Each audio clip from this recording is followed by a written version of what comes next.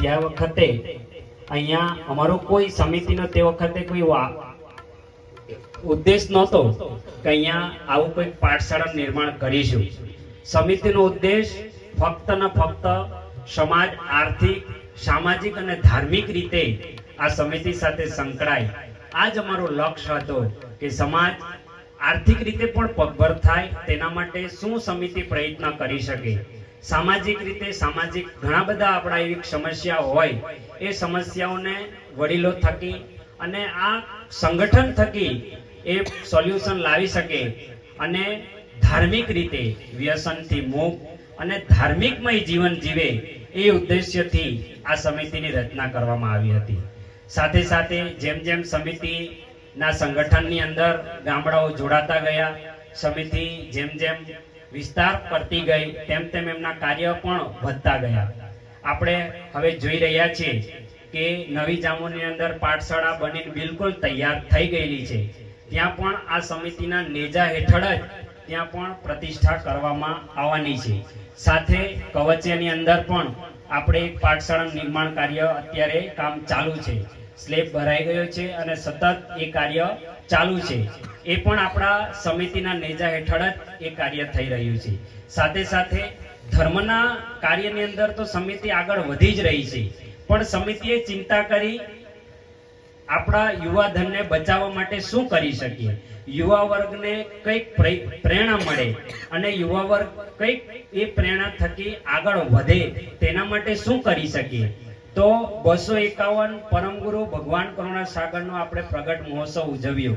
તે વખતે પણ સમિતિએ ફક્ત એ પ્રગટ મહોત્સવ ઉજવી કથા કરી અને મીઠાઈ ખાઈ કે ગમે તે કરી આપણે છૂટા પડવાના નહોતો લક્ષ્ય રાખ્યો, પણ આપણો લક્ષ્ય 251 પરમગુરુ પ્રગટ જયંતિ મહોત્સવનો એક લક્ષ્ય રાખ્યો હતો કે એના થકી આપણા યુવાધનને આપણા સમાજને કંઈક પ્રેરણા મળે.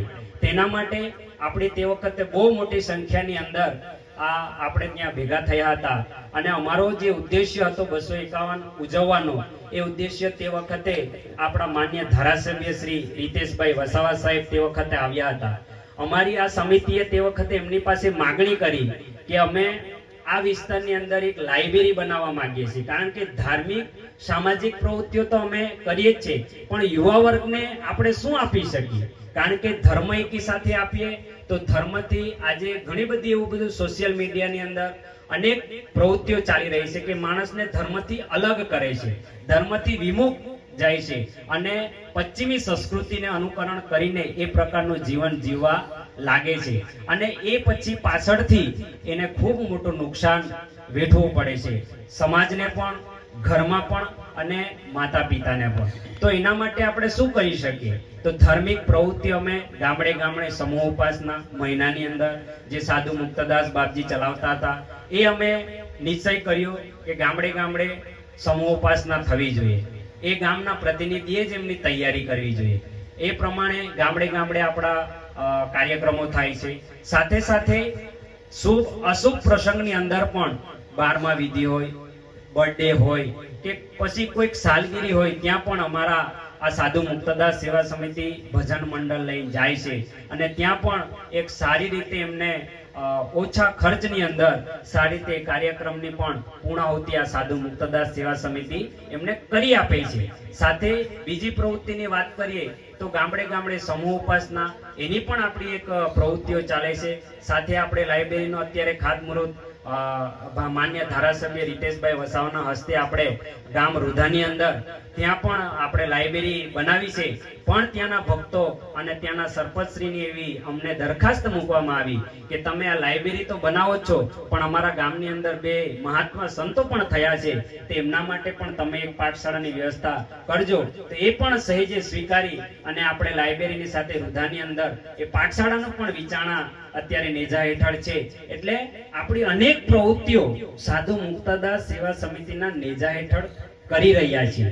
ભલે અહીંયા આપણે જે સેવા સમિતિના સભ્યો છે કોઈ ખેડૂત વર્ગ છે, કોઈ મજૂર વર્ગ છે, કોઈ નોકરિયાત વર્ગ નથી, કોઈ એવી ફિક્સ ઇન્કમ નથી, પણ જ્યારે સેવાનું કાર્ય કરવાનું હોય ત્યારે હંમેશા પોતાનું કાર્ય છોડીને પણ આ સેવા સમિતિની સેવા કરવા માટે હંમેશા તૈયાર રહે છે, તત્પર રહે છે. અને એના થકી જ અમે એટલી છાતી ઠોકીને કહી શકીએ, સાધુ મુક્તાદાસ સેવા સમિતિનું જે કાર્ય છે એ ફક્ત ને ફક્ત સમાજની સેવા, ધર્મની સેવા અને સંત મહંતોની સેવા માટે જ આ સેવા સમિતિ સતત કાર્ય કરી રહી છે. અને સમાજ કેમ આગળ વધે, આર્થિક રીતે પગભર બને, આર્થિક રીતે આગળ વધે અને સમાજની રીતે સમાજમાં પણ કંઈક શિક્ષણથી વંચિત રહેતા હોય તો એ શિક્ષણમાં આગળ વધે અને ધર્મ સાથે રાખીને આ પોતાનું જીવન જીવે, એ માટે સતત આ સેવા સમિતિ કાર્ય કરી રહી છે. અને અમારા જે દાતાઓ પણ છે, ઉદાર હાથે અમને એ ઉદાર હાથે દાન આપીને પણ આ સેવાની અંદર એ લોકો દાન અમને આપીને સેવાની પ્રવૃત્તિઓમાં જોડાય છે. એટલે અમારી આ જે સાધુ સેવા સમિતિ છે એ સતત અમને હૂપ મળે છે સેવા કાર્ય કરવાનું. એટલે અમે જ્યાં સુધી અમારી સેવા સમિતિનું સંગઠન મજબૂત છે ત્યાં સુધી અમે કહીએ છીએ કે તમારું જે કંઈ કાર્ય હોય એ આ સેવા સમિતિ સહેજે ભાવે પૂરું કરશે, એવી અમારા કાર્ય વિસ્તારના તમામ ભાઈઓ અને બહેનોને અમે ખાતરી આપીએ છીએ. છતાં બીજું કે જ્યારે અમારે આ કાર્ય કરવાનું હોય ત્યારે અમારા મહંત શ્રી નિશ્ચલદાસ બાપજીએ પણ અમને ખૂબ ઉદાર હાથે સહકાર આપ્યો છે અને સેવા સમિતિને હૂપ આપી છે. એક ફોન ટેલિફોનિક હોય, કોઈ પણ પ્રવૃત્તિ હોય ત્યાં પણ એમનો ખૂબ મોટો અમને સહકાર મળ્યો છે. એટલે અમારા પ્રમુખ શ્રી પણ અમને વારંવાર કહે છે કે અમે જે કંઈ આપણે પ્રવૃત્તિઓ કરીએ છીએ હંમેશા આપણા એક જ ઉદ્દેશ્ય હોવો જોઈએ કે આપણી સેવા ને સેવા, તો જ આપણે એ કાર્યની અંદર સારું પરિણામ મેળવી શકીએ. ને આજે આપણે જોઈ રહ્યા છીએ કે આજે 2025 ની અંદર આપણી સેવા સમિતિના પણ 5 વર્ષ પૂર્ણ થવાના છે.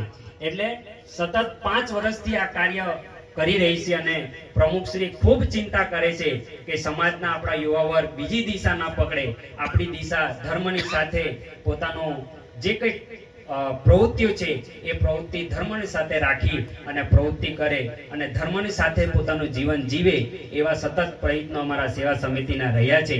એટલે વધુ ન કહેતા આપણી વચ્ચે પ્રમુખશ્રી પણ છે અને અધ્યક્ષશ્રી પણ છે.